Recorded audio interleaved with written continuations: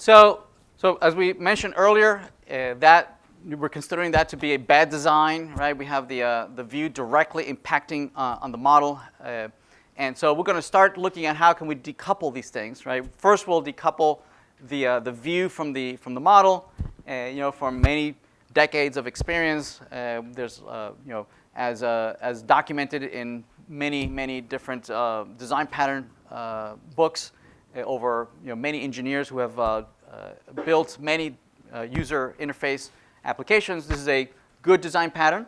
There's usually these design pattern books have the design patterns and the anti-patterns, meaning the things that you should do and the things that you should not do, right? And they'll have different examples on why these things work, why the patterns work, and where the anti-patterns, why they don't work, right? And what are the pitfalls, what you should try to avoid.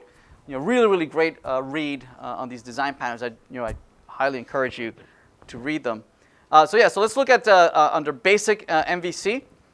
It will be our directory. If you follow along on the source code, there will be a basic MVC implementation, and the big difference here is that we'll have an additional class called the controller class. Okay, whose responsibility is to kind of be the in-between person, right, of shuffling back and forth between the view and the model, right? It'll be fairly simple, right? It'll just be almost like a proxy, right, of invoking, of shuttling all these methods back and forth. And the main implementation is that we're going to rip out that switch statement that we have in the view right now. Right? Instead of living in the view, we're going to move it over to the controller. Basically, that's the main big change there between the two implementations. Right? Not much there. Also, instead of the view, being the listener, we're going to say, oh, the controller is the listener. Right? The controller is the one who's going to handle all these events. I don't know. Right? Notify them instead of me. That's why the controller is going to implement the action listener, so that we can implement this action performed. We can implement the action performed method. Yes? All right, so that's a really big change. In the main, in the entry point, notice that we're going to remove from JFrame view, we're going to remove the fact that we were passing the model along. No longer, right? The view is going to become more and more oblivious, right, and care less and less on how the model is represented, right? It'll be only the controller's responsibility to give the view only what it needs to render, right? The view doesn't care that there was a billion hits in my Google search, right? I only want the 10 that you want me to render. Right? Give me only those 10. Yes? So the controller will be responsible to make those kinds of decisions, right? I'll go and fetch the results from the model. The model came back with a billion results. You probably don't want that, right? So here's the first 10, for you to render those 10. So those kinds of decisions would be the responsibility of the controller. So it's poorly designed. We don't have separation of concern. The model if we ever want to use a different model for the view, we can't, right? It's just hard coded, inside of the view. There's no isolation whatsoever. So we're going to introduce the controller to separate these two. We're going to have the controller implement that action listener, so that we're going to be able to pass the set listener. We're going to say, oh, it's the controller who sets who's going to handle all this. And basically what's going to happen is that all these events are just going to be forwarded to the controller, right? The controller is the one who's going to handle all these things. So in the view, we're going to add just a couple of methods. One of them is so that we can configure who is going to be notified of all the events, right? So certainly not the view. Right? The view is just going to notify, hey, somebody clicked this button. What should happen? I don't know. Right? And the controller will know. Right? The controller will know what should happen. Again, we don't want the spaghetti code, or at least we want one spaghetti as opposed to a whole bunch of spaghetti all splattered all over the wall. So here we have Here we have the JFrame view that implements the set listener, and the set listener says it's implemented as being passed and says, okay, well I have all my buttons, right? Instead of configuring me as being the listener, I'm going to say that whoever you tell me, right, that's who I'm going to notify. Right? I'm going to notify whoever you tell me here. Presumably it'll be the controller. Right? The controller will pass itself. It says, hey, notify me. I'm going to handle all your events. Right? And here's where we're setting, oh, the controller is going to listen to you. The controller is going to listen to you, right? We're configuring it. We're going to forward all the events to that controller. The controller, when we get instantiated, gets passed references to both the model and the view, right? The view to receive the events, and then the model so that it can update the model, and then it can read from the model and then send it back to the view, right? It's going to be this go in between these two. And notice that the set listener is we're using the set listener implementation to set that to set who the listener is. Now the MVC is somewhat of a coarse architectural pattern, right? That came to being and understanding the need for talking between two distinct worlds. Yes? And that's something that happens a lot in our industry, right? In our particular case, it's happening between a human being, right, and doing their events and the data model. But it happens even within, right, these worlds. It happens again, right? If you consider, right, if our application, you have these three coarse buckets, right? The view. You have the view, the controller, and the model. Usually, even between these two, going between these two worlds, there might be additional need for an interface or converting these two things. Also, between the model and deciding, and here's the database that's going to be stored, right? Between these two worlds, there might be also a need to do a conversion.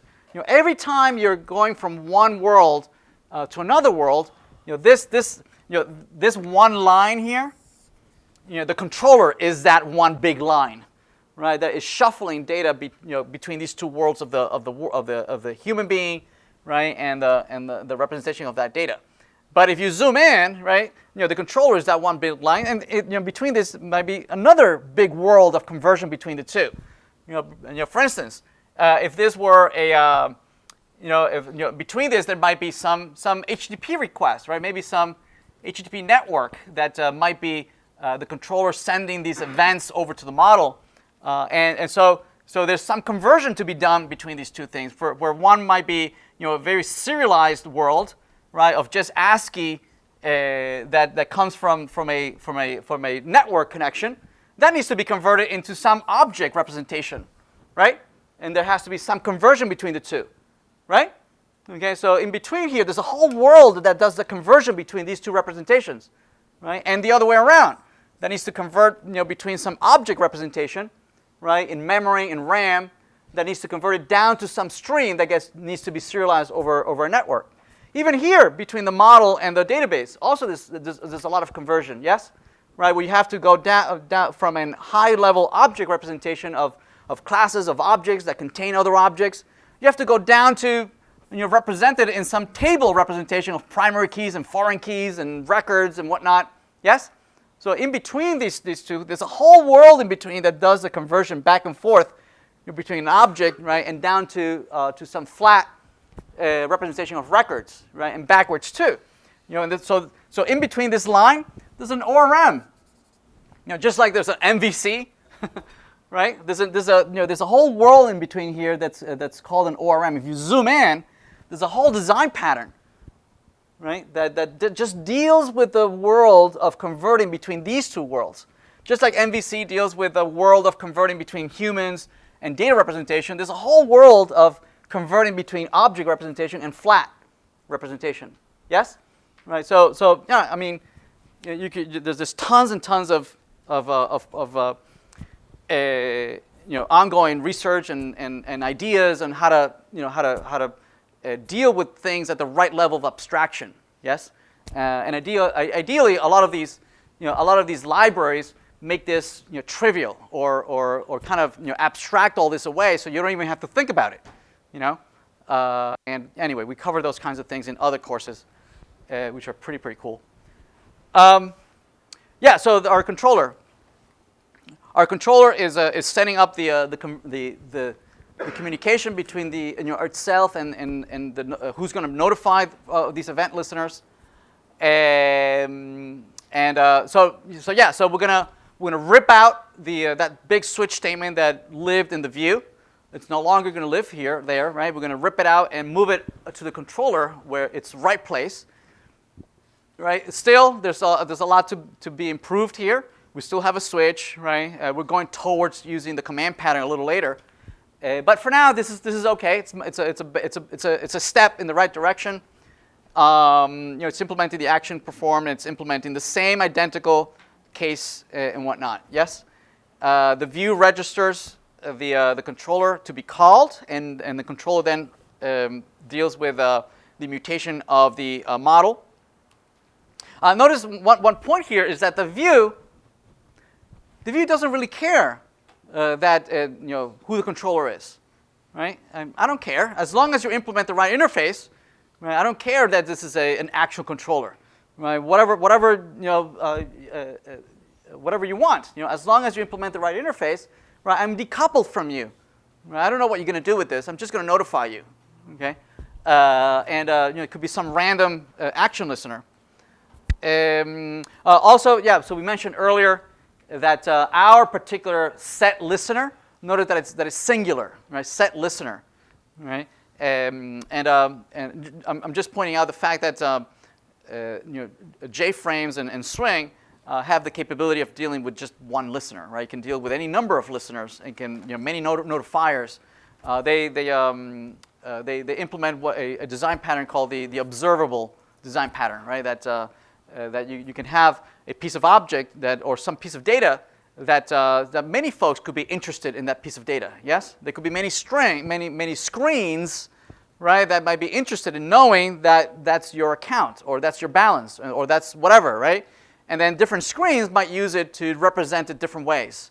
Yes, so you can in Swing you can set up many listeners for one single piece of information, and all those listeners could then be notified, right? They could be we can broadcast an event to all the listeners. Says, hey, the balance just changed. Yes, I should it went below your minimum balance. One of them might be interested in sending you an email about it, right? Another one might be send you a text message, right? And all sorts of things could ripple out, right? And be notified you that you have a low balance, perhaps. Yes, okay, and also a fee.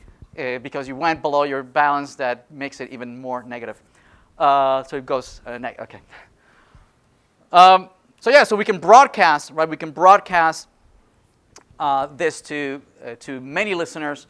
Another way to think about this is to the publish and subscribe data model, right? Design pattern, right? Where you have many folks can register for publishings, right? They can subscribe to events that are being published, and that they consume these events, by being notified when new events are published to a queue or a topic, right? And those again are other design patterns. All right, enhancing the view. All right, all right, so let's talk about enhancing the view.